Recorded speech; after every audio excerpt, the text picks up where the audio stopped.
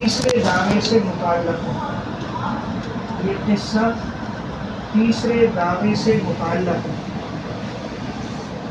قبل میں بات گزری تھی کہ اس صورت میں 4 دعووں کا تذکرہ ہے۔ ان میں تیسرے نمبر پر دعویٰ یہ تھا کہ مختار کل صرف اللہ کی ذات ہے۔ تو یہ آنے والا واقعہ اسی دعوے سے متعلق ہے کہ آپ بیان کر دیجئے ان لوگوں کے لیے مثال 2 آدمیوں کی، جعلنا لأحدہما جنتین من اعناب، کہ ہم نے بنائے تھے ان دونوں میں سے ایک کے لیے 2 باغات کھجور کے، انگور کے۔ ہم نے بنائے تھے ان دونوں میں سے ایک کے لیے 2 باغات انگور کے۔ وحففناہما بنخل، اور ہم نے باڑ لگائی تھی دونوں کے گرد کھجور کی۔ باڑ لگانا، جس طرح باڑ لگاتے نا، باغ کے ارد گرد کوئی لوگ دیوار لگاتے ہیں اور بعض لوگ درختوں کے ساتھ اس کو گھیر لیتے ہیں، تو ہم نے اس باغ کے ارد گرد باڑ لگائی تھی، یعنی ہم نے اس کا احاطہ کیا تھا کھجور کے درختوں کے ساتھ۔ درمیان میں باغ ہے انگور کا، اور اس کا جو احاطہ کیا گیا ہے، گھیرا گیا ہے، اردو میں کہتے ہیں باڑ لگا دی۔ اور ہم نے اس کی باڑ لگائی تھی دونوں کی کھجور کے درختوں کے ساتھ۔ وجعلنا بینہما زرعا، اور ہم نے اگایا ان دونوں کے درمیان کھیتی کو، اگایا ان دونوں کے درمیان کھیتی۔ کلتا الجنتین آتت اکلہا، یہ دونوں باغات وہ دیتے تھے اپنا پھل، یہ دونوں باغات یہ دیتے تھے اپنا پھل۔ ولم تظلم منہ شیئا، اور نہیں کبھی کم ہوا ان میں کچھ بھی، یعنی کبھی بھی باغ میں پھل کم نہیں آئے۔ وفجرنا خلالہما نہرا، اور ہم نے ان دونوں کے درمیان جاری کر دی ایک نہر، ہم نے ان باغوں کے درمیان جاری کر دی ایک نہر۔ دیکھیں ان آیات میں ایک واقعے کا تذکرہ ہوا ہے۔ واقعہ یہ تھا، یہ 2 آدمی تھے، ایک شخص تھا نہایت متقی پرہیزگار تھا، موحد تھا، لیکن وہ غریب تھا، اور دوسرا جو تھا وہ مالدار تھا لیکن مشرک تھا، دوسرا مالدار تھا مشرک تھا۔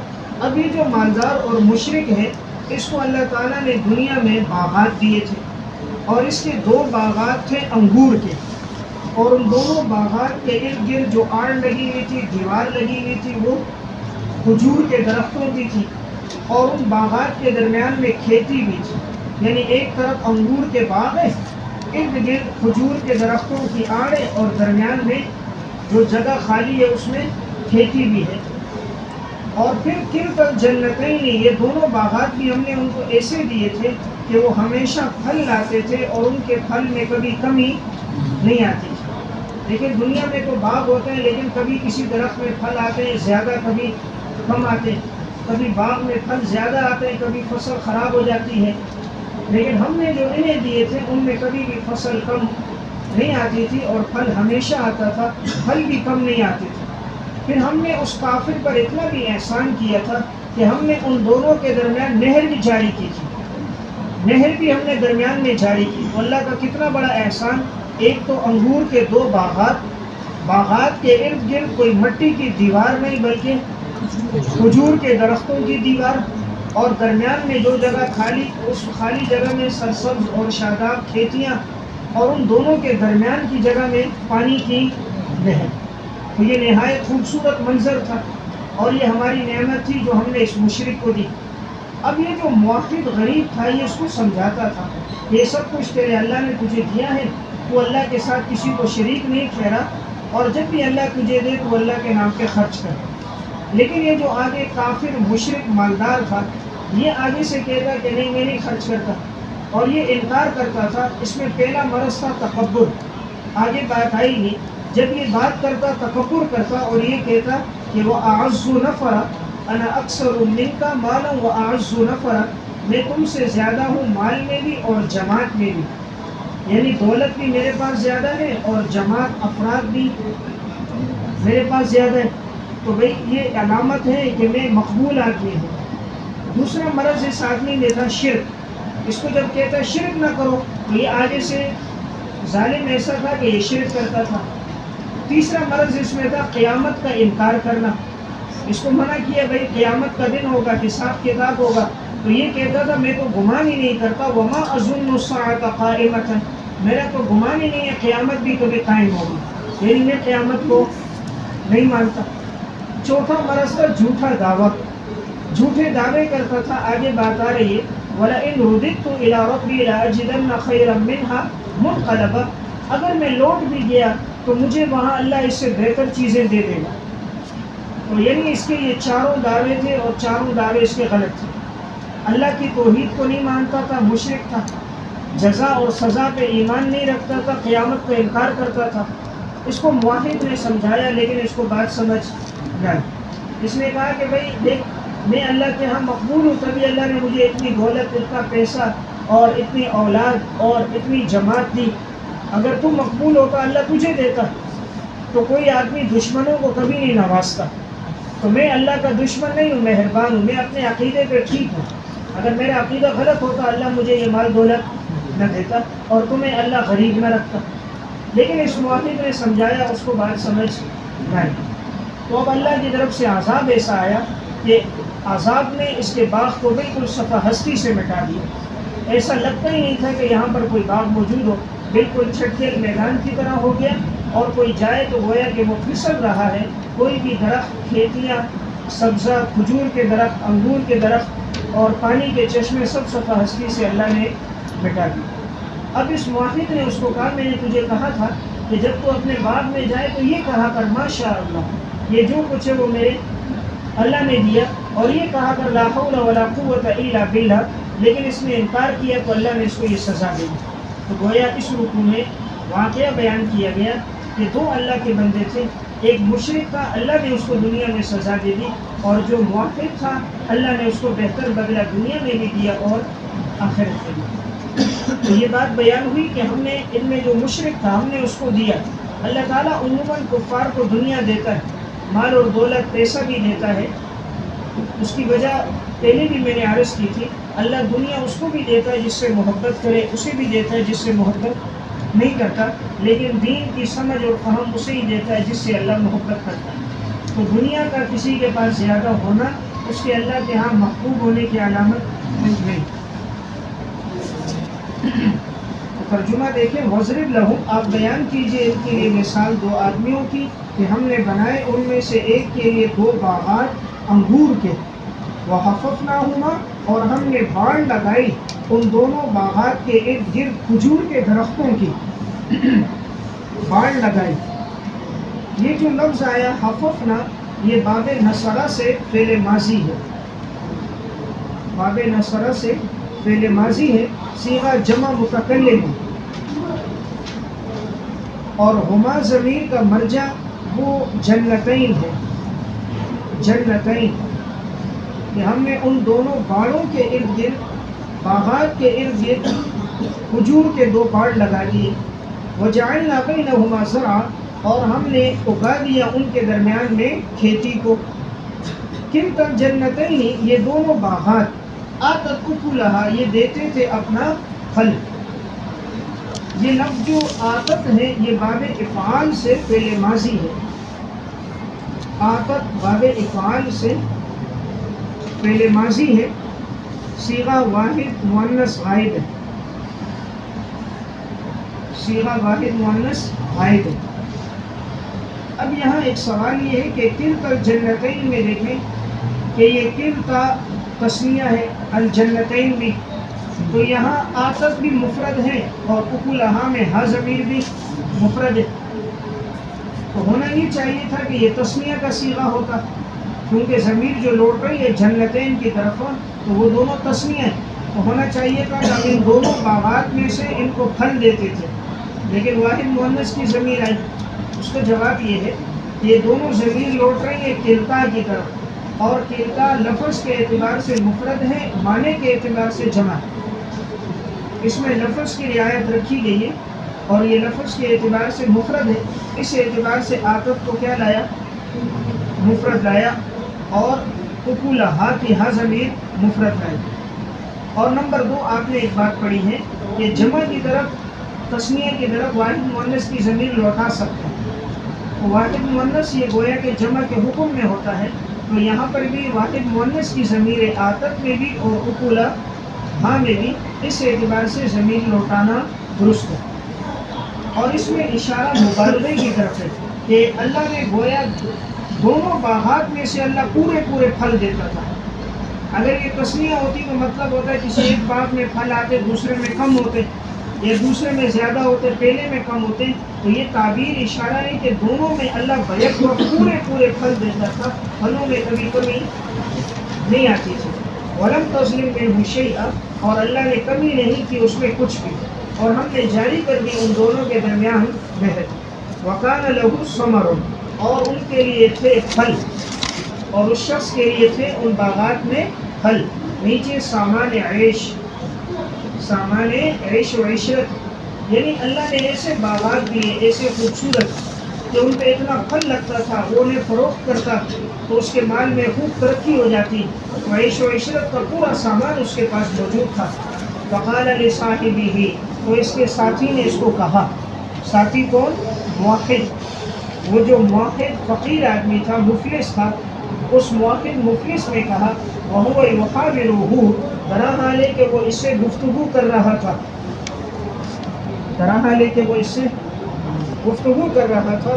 انا اکثر منک مالا واعز نفرا. تو اب لکھے انا اکثر، مرض نمبر 1 تکبر، مرض نمبر 1 تکبر. اب اس میں اس کو بات سمجھانا چاہیے موحد نے، تو یہ مشرک آگے سے کہنے لگا میں تو تجھ سے زیادہ ہوں مال میں بھی، واعز، اور میں زیادہ باعزت ہوں، نفرا، جماعت میں، افراد میں زیادہ باعزت ہوں جماعت میں. تو گویا پہلا مرض اس میں تکبر تھا. یہ کہتا تھا میرے پاس مال زیادہ ہے، اور نمبر 2 میرے ساتھ افراد زیادہ ہیں. عموماً جو مشرک ہوتا ہے، بے دین ہوتا ہے، اس کی توجہ دنیا پر اور اسباب پر ہوتی ہے. وہ اسباب کو اپنے لیے خیر کا ذریعہ اور مقبولیت کا ذریعہ سمجھتا ہے، اسباب کا سہارا لیتا ہے. وَدَخَلَ جَنَّتَهُ وَهُوَ ظَالِمٌ لِنَفْسِهِ. مرض نمبر 2 شرک. اور جب وہ اپنے باغ میں داخل ہوا، درا حال ہے کہ وہ ظلم کرنے والا تھا اپنے نفس پہ. نیچے لکھے مشرک تھا، یہ شخص مشرک تھا. تو جو آدمی شرک کرتا ہے وہ کسی اور پہ ظلم نہیں کرتا، حقیقت میں اپنے اوپر ظلم کرتا ہے، کیونکہ شرک کی سزا اس کو ملے گی، کسی اور کو نہیں ملے گی. قال ما اظن ان تبید هذه ابدا، وہ کہتا میں گمان نہیں کرتا کہ ہلاک ہوگا یہ باغ کبھی بھی، ہلاک ہوگا یہ باغ کبھی بھی. یعنی یہ مشرک کہتا تھا میرا باغ کبھی بھی ہلاک نہیں ہوگا، ہمیشہ میرے پاس رہے گا. یہاں جو لفظ اوپر گزرا یحاورہ، لکھے یہ باب مفاعلہ سے فعل مضارع صیغہ واحد مذکر غائب. یحاور باب مفاعلہ سے فعل مضارع صیغہ واحد مذکر غائب. اور یہ جو لفظ ان تبید، تو یہ باب ضربہ سے فعل مضارع صیغہ واحد مؤنث غائب ہے. باب ضربہ سے فعل مضارع صیغہ واحد مؤنث غائب ہے. وما اظن الساعۃ، مرض نمبر 3 قیامت کا انکار. مرض نمبر 3 قیامت کا انکار. اور وما اظن الساعۃ، اور میں گمان نہیں کرتا کہ قیامت قائم ہونے والی ہے، یعنی قیامت کبھی قائم نہیں ہوگی. وَلَئِن رُدِدتُّ، مرض نمبر 4 جھوٹا دعویٰ. مرض نمبر 4 جھوٹا دعویٰ. وَلَئِن رُدِدتُّ، نیچے لکھے بالفرض، بالفرض اگر میں لوٹا دیا گیا اپنے رب کی طرف، لَأَجِدَنَّ خَيْرًا مِنْهَا مُنْقَلَبًا، میں ضرور بھی ضرور پاؤں گا بہتر ان باغات سے اپنے لوٹنے کی جگہ. بالفرض اگر میں لوٹا دیا گیا اپنے رب کی طرف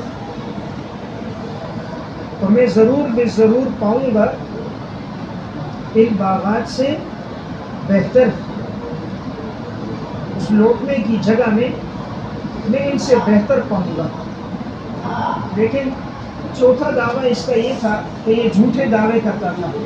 اول تو یہ انکار کر رہا تھا قیامت قائم نہیں ہوگی، لیکن کہہ رہا تھوڑی دیر کے لیے اگر مان لو بالفرض قیامت قائم بھی ہو تو اگر میں وہاں چلا بھی گیا تو وہاں آپ دیکھو گے کہ ان باغات سے بہتر میرے پاس باغات ہوں گے، ان باغات سے اچھے دولت پیسہ میرے پاس وہاں قیامت کے دن بھی ہوگا.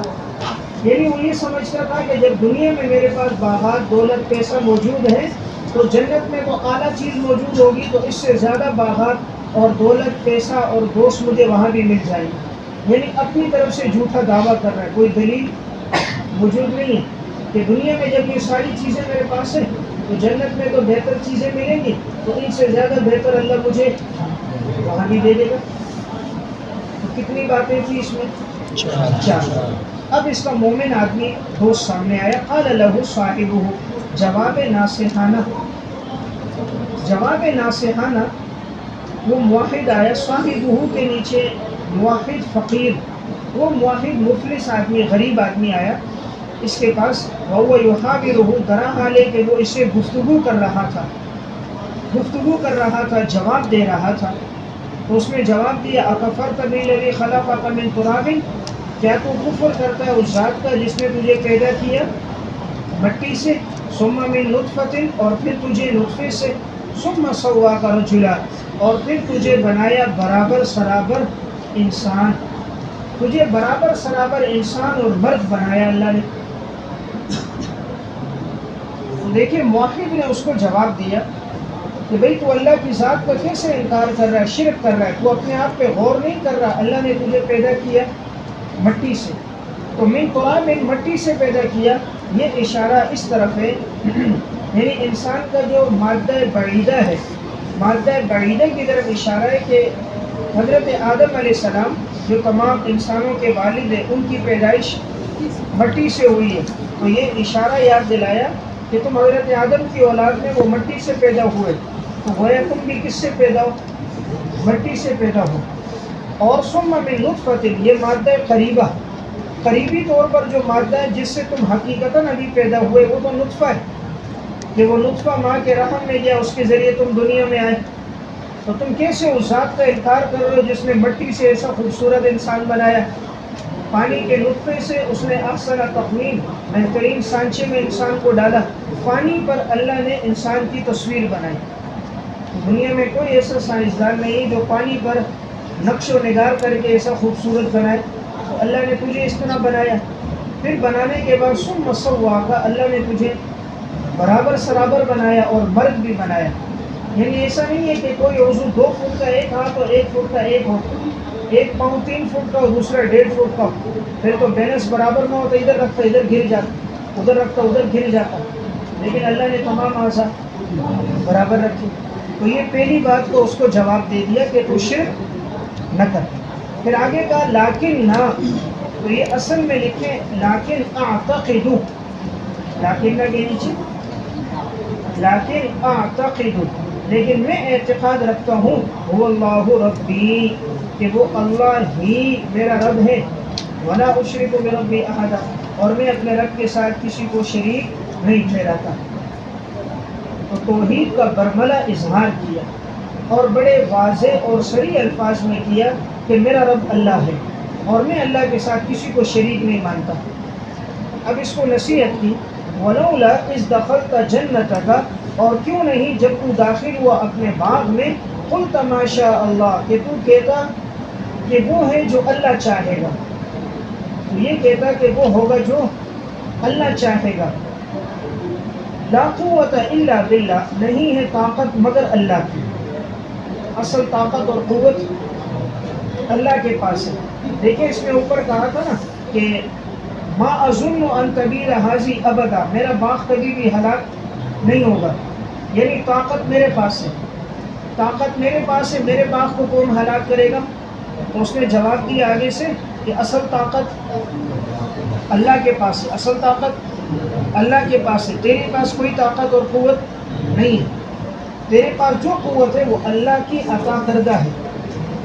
ان ترانی انا اقل منک، اگر تو دیکھتا ہے مجھے، اگر تو ترجمہ لکھے، اگر تو دیکھتا ہے مجھے کہ میں کمتر ہوں تجھ سے مال اور اولاد میں، اگر تو دیکھتا ہے مجھے کہ میں کمتر ہوں تجھ سے مال اور اولاد میں، فعسى ربی، امید ہے کہ میرا رب، ان یؤتینی خیرا من جنتک، کہ وہ مجھے عطا کر دے گا بہتر تیرے باغ سے، وَيُرْسِلَ عَلَيْهَا حُسْبَانًا مِّنَ السَّمَاءِ، اور وہ بھیج دے گا تیرے باغ پر عذاب آسمان سے. یرسلہ بھیج دے گا، علیہا تیرے باغ پر، حسبانًا عذاب، تیرے باغ پر عذاب بھیج دے گا آسمان سے. فَتُصْبِحَ صَعِيدًا زَلَقًا، بس ہو جائے گا تیرا باغ چٹیل میدان کی طرح جو پھسلنے والا ہو. صعیداً چٹیل میدان، زلقا جو پھسلنے والا ہو. تو بامحاورہ ترجمہ چکنے میدان کی مانند، چکنے میدان کی مانند. او یصبح ماؤها غورا، یا وہ اللہ وہ لے جائے گا اس پانی کو اتنا گہرا، وہ اس پانی کو لے جائے گا اتنا گہرا. فلن تستطيع له طلبا، کہ ہرگز تو طاقت نہیں رکھے گا اس کے تلاش کرنے کی، اس کے تلاش کرنے کی تو طاقت ہرگز نہیں رکھے گا.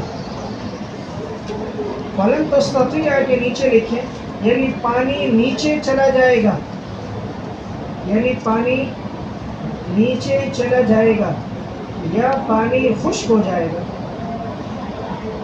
پانی نیچے چلا جائے گا یا پانی خشک ہو جائے گا، تو اب تو طاقت نہیں رکھے گا اس کو تلاش کرنے کی.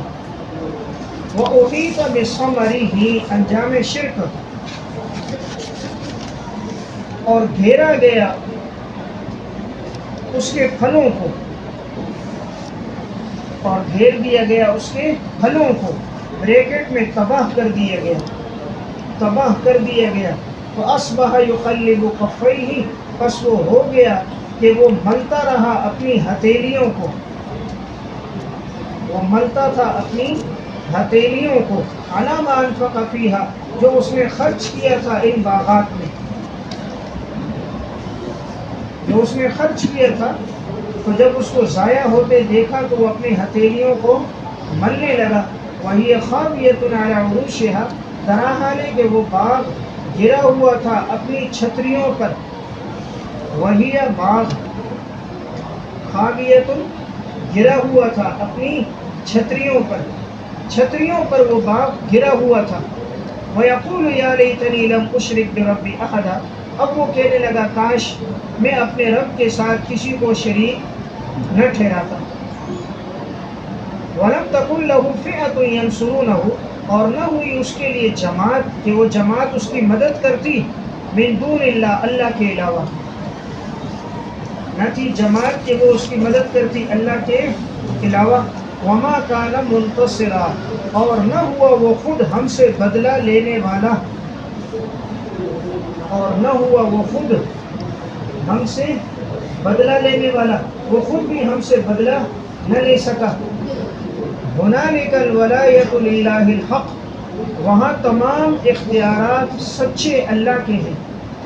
ترجمہ لکھیں، وہاں تمام اختیارات للہ الحق، سچے اللہ کے ہیں. وہ خیر ثوابا، اور وہ بہتر ہے باعتبار ثواب کے، بریکٹ میں لکھیں آخرت میں. تو وہ خیر، وہ بہتر ہے باعتبار ثواب کے، یعنی آخرت میں جو اللہ عطا کرے گا وہ بہتر ہے. وہ خیر عقبا، اور بہتر ہے باعتبار انجام کے، دنیا میں، یعنی دنیا میں بھی انجام اچھا ہوتا ہے اور آخرت میں بھی اس کا بدلہ باعتبار ثواب کے اچھا ہوگا. دیکھیں ان آیات میں یہ بتلایا اس موحد نے جا کر اس کو جب دعوت دی اور دعوت کے دوران اسے بتایا کہ تجھے تو یہ چاہیے تھا جب تو باغ میں جاتا اور اپنے پھلوں کو دیکھتا تو تو کہتا ماشاء اللہ اور لا قوت الا باللہ، یہ میرے اللہ نے مجھے عطا کیا اور یہ میرے اللہ کی طاقت ہے، میری طاقت کچھ بھی نہیں۔ پھر اس نے اس کو جواب دیا کہ تو جو یہ کہہ رہا ہے کہ میرے پاس اولاد زیادہ، مال زیادہ، میری جماعت بڑی ہے، تو اس موحد نے کہا اگر تو مجھے کمتر سمجھ رہا ہے مال میں اور اولاد کے اعتبار سے تو امید ہے کہ میرا رب مجھے کچھ سے زیادہ بہتر باغات عطا کر دے۔ تو اللہ رب العزت نے یہ تو دنیا میں ہی اس کو اس سے بہتر عطا کر دیا، اور یا آخرت میں تو اللہ واقعی مومن کو اس سے کئی گنا زیادہ بہتر اللہ عطا کرے گا۔ پھر کہا کہ تو اللہ کے عذاب سے ڈر، کہیں ایسا نہ ہو اللہ کا عذاب آسمان سے آ جائے اور اللہ تیرے باغ کو اس طرح کر دے کہ وہ چٹیل میدان ہو، پھسلنے والا۔ لیکن جب کسی زمین پر عذاب آ جاتا ہے باغ پر اور وہ بالکل ختم ہو جائے تو وہ جگہ ایسی ہوتی ہے جیسے کوئی آدمی چلے اور پھسل جائے۔ جب فصل تازہ تازہ کاشت کی جاتی ہے نا تو زمین میں اوپر نیچے ہوتی ہے، ہموار نہیں رہتی جگہ، اور پھر جب عذاب سیلاب کے ذریعے آ جائے تو جگہ پھسلتی ہوئی نظر آتی ہے، آدمی جائے تو پانی میں پاؤں ڈوب جاتا ہے اور جگہ سے پاؤں پھسلتا ہے۔ اللہ تعالیٰ نے اسی طرح اس کی جگہ کو کر دیا، اللہ کا عذاب آئے۔ اب یہ تو عذاب آسمان سے آگ برسی اور جلا دیا، اور یا خوب بارش برسی اور سیلاب کی صورت اختیار کر کے اس کا باغ صفا ہستی سے مٹ گیا، یا تیز و تند ہواؤں کو بھیج کر اللہ نے اس کے درختوں اور فصلوں کو جڑ سے اکھیڑ دیا۔ اس موحد نے اس کو سمجھایا کہ بھئی تو باز آ جا ورنہ یہی پانی اللہ اس کو گہرائی میں لے جائے گا، غوراً اتنی گہرائی میں اللہ لے جائے گا کہ تو طاقت نہیں رکھے گا کہ تو اس کو تلاش کر سکے، یعنی پانی نیچے چلا جائے گا۔ ابھی تو تیرے باغ میں نہریں جاری ہیں، اللہ کا شکر کر نہروں کا، اگر اس اللہ نے چاہا اور یہ پانی نیچے چلا گیا تو تو اس کو اوپر لا نہیں سکتا، اور اگر اللہ نے خشک کر دیا تو تو پانی کو دوبارہ جاری نہیں کر سکتا۔ انسان کتنا ترقی کر دے پانی کا ایک قطرہ پیدا نہیں کر سکتا، پانی کا ایک قطرہ پیدا نہیں کر سکتا۔ آج سائنس نے بڑی ترقی کر دی، کہتے ہیں جی چاند پہ پہنچ گئے، اس کو بولو 1 انچ لوہا پیدا کر دے، 1 انچ لکڑی بنا دے، کسی ایک انسان کے جسم میں روح ڈال دے، پانی کا ایک قطرہ پیدا کر دے، پیٹرول تیل کا ایک قطرہ بنا دے، کسی کے اختیار میں نہیں۔ تو یہ جتنی چیزیں اللہ کی بنائی میں انہوں نے جوڑا اور کہتے جی میں نے یہ ایجاد کیا، میں نے وہ کیا۔ اب جس نے گاڑی بنائی اور جس نے جہاز بنایا، ریل گاڑی بنائی، یہ سب انہی چیزوں کو جوڑا ہے جو اللہ کی پیدا کرتا ہے۔ کسی نے فرنیچر بنائے، لکڑی کے کام کاج کی، سب وہی چیزیں جو اللہ نے پیدا کی، صرف اس نے ان کو جوڑا، اور جوڑنے میں بھی ہاتھ اللہ نے دیے، عقل رب نے دی، ساری صلاحیتیں قوہ اللہ نے دی۔ تو بہرحال اس کو بتایا ایسا نہ کر۔ پھر اللہ کا عذاب آیا اور اس نے گھیر دیا، اور صبح کے وقت یہ اپنی ہتھیلیوں کو پلٹنے لگا۔ ہتھیلیوں کو پلٹنا یہ کنایا ہوتا ہے کچھ بھی باقی نہ رہا۔ جب انسان کے ہاتھ خالی ہو جائے نا پھر ہتھیلی کو پلٹتا ہے، کچھ باقی ہو تو یوں رکھتا ہے نا، اور خالی ہو جائے تو پھر ہاتھ کو پلٹ دیتا ہے۔ تو یہ محاورہ ہے کہ بھئی یہ تو بالکل اس کے ہاتھ خالی ہو گئے، اب اس کے پاس کچھ بھی باقی نہ بچا، اور اس نے جو کچھ تھا اس باغ میں لگایا تھا، خرچ کیا تھا، یعنی اپنا سارا سرمایہ کہاں لگایا تھا؟ باغ۔ اب باغ ختم ہو گیا تو کچھ بھی باقی نہ بچا۔ پھر باغ کو اللہ نے ایسا گرا ہوا کہ وہ چھتریوں پر، چھتریاں کہتے ہیں باغ کا جو اوپر کا حصہ ہے وہ اوپر کا حصہ نیچے والے پر گر گیا، نیچے والا بالکل ختم ہو گیا۔ تو اوپر کا حصہ جب نیچے گر جائے، نیچے والے کو بالکل ختم کر دے، نیچے کا حصہ اوپر آ جائے تو وہ باغ پھر قابل انتفاع نہیں ہوتا۔ اسی طرح اللہ نے اس کا نفع بالکل ختم کیا۔ اب یہ چھت ہے نا، اگر یہ نیچے گر جائے تو اب یہ جگہ بالکل کارآمد نہیں ہوگی، اب یہ قابل انتفاع نہیں ہے۔ کوئی دیوار گر جائے قابل انتفاع ہے، کوئی جگہ دائیں بائیں سے تھوڑی سی ٹوٹ جائے انتفاع ہے، جب اس کی چھت ہی گر جائے تو پھر وہ قابل انتفاع نہیں ہے۔ تو اللہ نے اس طرح ان کو چھتوں کے بل گرا کر ان درختوں کو ختم کر دیا۔ پھر جب اس نے دیکھا اب اس کو بات سمجھ آئی، اب کہنے لگا کاش میں اللہ کے ساتھ کسی کو شریک نہ ٹھہراتا۔ تو لاتوں کے بھوت باتوں سے نہیں مانتا۔ تو جب اللہ نے تھوڑا سا عذاب دیا تو اب عقل ٹھکانے آ گئی۔ لیکن اب آئے یہ مسلمان ہو گیا یا نہیں، صحیح بات یہ ہے کہ اس نے اور ایمان کی کوئی بات نہیں کی، صرف اتنی بات کی کہ میں اللہ کے ساتھ شریک نہ ٹھہراتا، لیکن عقیدے کے لیے ضروری ہے قیامت پر بھی ایمان لائے، اللہ کی توحید پر بھی ایمان لائے، وقت کے پیغمبر پر بھی ایمان لائے، اور یہ لانا اس سے ثابت نہیں ہے، اس لیے بظاہر یہ ہے کہ اس نے ایمان نہیں لایا، عذاب کے بعد بھی یہ مسلمان نہیں ہوا۔ اور اتنی بات سے ایمان ثابت نہیں ہوتا، ایک آدمی صرف یہ کہے میں شرک نہیں کرتا، وہ مسلمان نہیں ہوگا، اس کے لیے ضروری ہے توحید کا اقرار کرے، پیغمبر کی رسالت کا اقرار کرے، قیامت کا اقرار کرے، تمام ضروریات دین کا اقرار کرے، شریعت کے امہات عقائد کا اقرار کرے تو مسلمان ہوگا۔ وَلَمْ تَكُنْ لَهُ فِئَةٌ، اللہ رب العزت نے فرمایا اس کو کوئی جماعت کام نہیں آئی جو اللہ کے علاوہ اس کی کوئی مدد کرتی۔ یہ جو بڑا غرور کر رہا تھا میرے ساتھ کیا ہے؟ جماعت ہے، میرے پاس مال ہے، جماعت ہے، بھئی کہاں گئی تیری مال اور جماعت؟ کسی نے اس کو کوئی نفع نہیں دیا۔ وَمَا كَانَ مُنْتَصِرًا، اور یہ خود بھی ہم سے بدلہ لینے والا نہیں تھا، اتنی طاقت نہیں کہ ہم سے بدلہ لیتا۔ هُنَالِكَ الْوَلَایَةُ، وہاں تمام اختیارات صرف اللہ کے پاس ہیں، تمام اختیارات اللہ کے پاس ہیں، انسان کے پاس کوئی اختیار نہیں۔ پھر آگے فرمایا اللہ جو آخرت میں بدلہ دے گا وہ بے اعتبار ثواب کے بھی بہت بہتر ہوگا، یعنی دنیا کے بدلے سے بہتر بدلہ آخرت کا جو بہت بہتر ہے، اور دنیا میں بھی نیک لوگوں کا انجام اچھا ہوتا ہے۔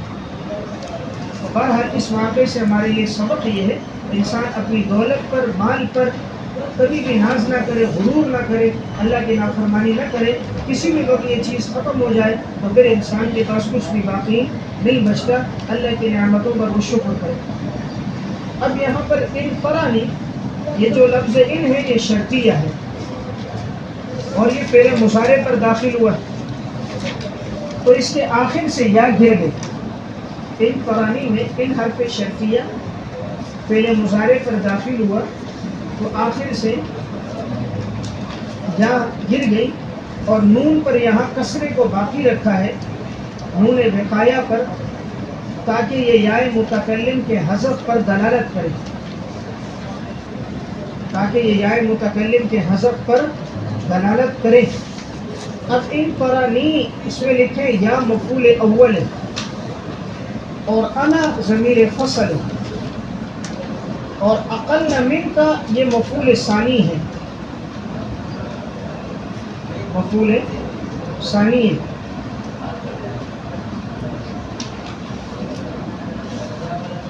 یہاں پر جو لفظ کفئی ہے یہ نون تسمیہ اضافت کی وجہ سے گر گیا، اصل میں کفئی ہی تھا، تو جو نون تسمیہ تھا وہ اضافت کی وجہ سے حذف ہو گیا۔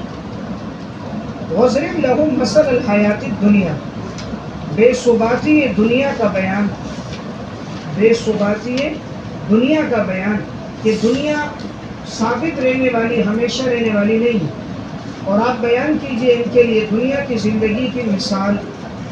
اب دنیا کے بعد ہی معذوف ہے، ہی کماء، اس دنیا کی مثال اس طرح جیسے پانی، انزلناہ من السماء، ہم نے اتارا اس کو آسمان سے، فاختلط بہ نبات الارض، پس گنجان نکلا اس پانی سے زمین کا سبزہ، فاختلط گنجان نکلا اس سے زمین کا سبزہ۔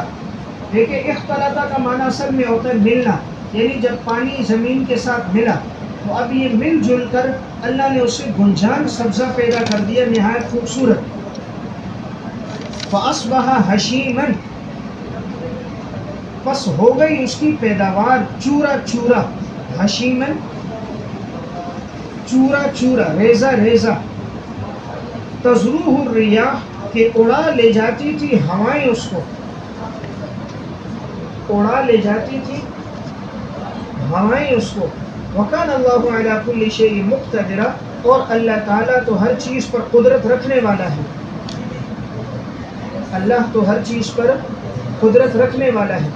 دیکھیں اس آیت میں دنیا کی مثال بیان کی اس طرح ہے جیسے کہ ایک آدمی کے پاس خوبصورت باغ ہو، تو اب دنیا میں بظاہر اسی طرح بارونق نظر آتی ہے اور دنیا میں خوبصورتی نظر آتی ہے، لیکن یہ پائیدار نہیں ہے۔ جیسے اس باغ پر اللہ کا تیز عذاب آیا اور تیز و تن ہوا چلی تو جو کچھ تھا وہ سب چورا چورا ریزہ ہو کر بکھر گیا، کوئی باقی نہیں رہا۔ اسی طرح انسان کی زندگی ہے کہ دنیا میں جو کچھ ہے وہ ختم ہو جائے گا، آخرت میں جو کچھ ہے وہ ہمیشہ باقی رہے گا. یہ اللہ نے مثال دے کے سمجھایا. اب تیز و کن ہواؤں سے اس کا باغ کیسے صفا ہستی سے مٹ گیا، ختم ہو گیا؟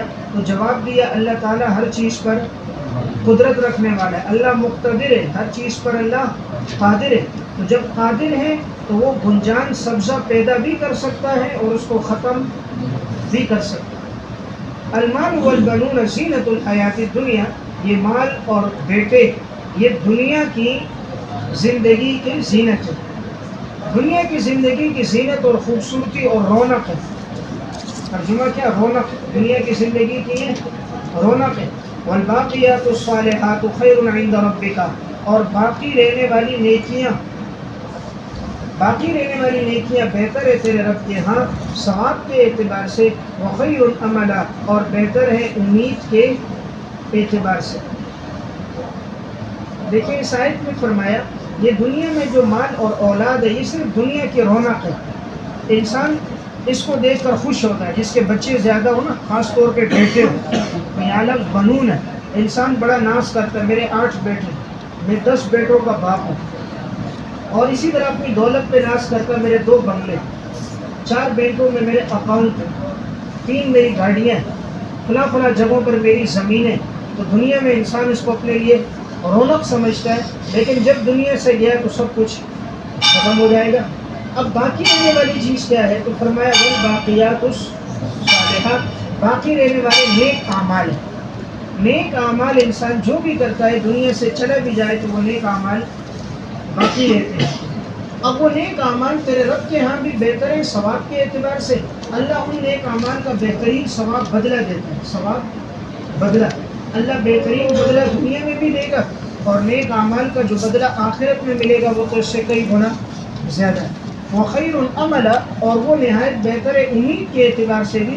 مومن کو جو اللہ پر امیدیں ہیں کہ اللہ مجھے جنت میں انعامات دے گا، اس سے امیدوں سے بھی کئی گنا زیادہ دے گا. جو انسان چاہے گا اللہ وہ اس کو وہاں عطا کر دے گا.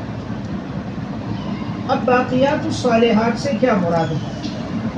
باقی رہنے والی نیکیوں سے کیا مراد ہے؟ دیکھیں الفاظ تو اللہ رب العزت نے بڑے عام استعمال کیا. قیامت تک کوئی بھی انسان کوئی بھی نیک عمل کرے وہ اس میں شامل ہے. ہر نیک عمل جو بھی انسان کر رہا ہے باقی رہنے والا وہ اس میں شامل ہے. مثلا کوئی صدقہ جاریہ کر رہا ہے، مسجد بنا رہا ہے، مدرسہ بنا رہا ہے، رفاعی ادارہ بنا رہا ہے، تو یہ باقیات الصالحات. کسی کی نیک اولاد ہے وہ دنیا سے چلا گیا، یہ نیک صالح اولاد اس کے لیے ایصال ثواب کرے گی، تو یہ باقیات الصالحات. ایک آدمی نے دین پڑھایا، ہزاروں اس کے شاگرد ہیں، اب وہ جب تک پڑھاتے رہیں گے اس کا ثواب جاری ہوگا، تو یہ باقیات الصالحات ہیں. اسی طرح کسی نے تصنیفات کی، کتابیں لکھی، وہ دنیا سے چلا گیا، جب تک وہ کتابیں پڑھتی رہے گی اور پڑھائی جاتی رہے گی تو یہ باقیات الصالحات ہیں. ایک آدمی نے اچھے بیانات کیے، لوگ ان کے بیانات سے واعظ و نصیحت سے فائدہ حاصل کر رہے ہیں، لوگوں کو ہدایت مل رہی ہے، تو یہ باقیات الصالحات ہے. تو یہ ایسا جامع جملہ ہے جو تمام امہات چیزوں کو شامل ہے. اب بعض نے اس کی تشریح میں مختلف اقوال ہیں. بعض کے نزدیک اس سے مراد 5 نمازیں، تو یہ 5 نمازیں انسان کی باقی رہنے والی ہیں. اور بعض کے نزدیک اس سے مراد یہ ذکر ہے، سبحان اللہ، الحمدللہ اور لا الہ الا اللہ واللہ اکبر. کیا مراد ہے؟ سبحان اللہ، الحمدللہ اور لا الہ الا اللہ واللہ اکبر. یہ جو ذکر ہے یہ باقی رہنے والا ہے. باقی ہر چیز ختم ہو جائے گی، اللہ کی ذات، اللہ کی یاد باقی رہے گی، تو یہ باقیات الصالحات ہے. یا بعض لکھتے نیک اعمال کوئی بھی ہو، کوئی بھی نیک عمل ہے انسان کر کے گیا وہ باقیات الصالحات. امام راغب اصفہانی رحمۃ اللہ علیہ نے فرمایا، ایک جملہ ہے لکھو، الصحیح انہا کل عبادت، الصحیح انہا کل عبادت یقصد بہا وجہ اللہ، یقصد بہا وجہ اللہ. صحیح بات یہ ہے کہ ہر وہ عبادت جس میں قصد کیا جائے اللہ کی رضا کا. الصحیح انہا کل عبادت یقصد بها وجہ اللہ. ہر وہ عبادت جس سے اللہ کی یاد کا قصد ہوگا تو وہ عبادت باقیات الصالحات ہے، یعنی اخلاص مراد ہے. جو کام اخلاص کے ساتھ ہوگا تو وہ باقی رہے گا، باقی جتنی چیزیں ہیں وہ ختم ہو جائیں گی.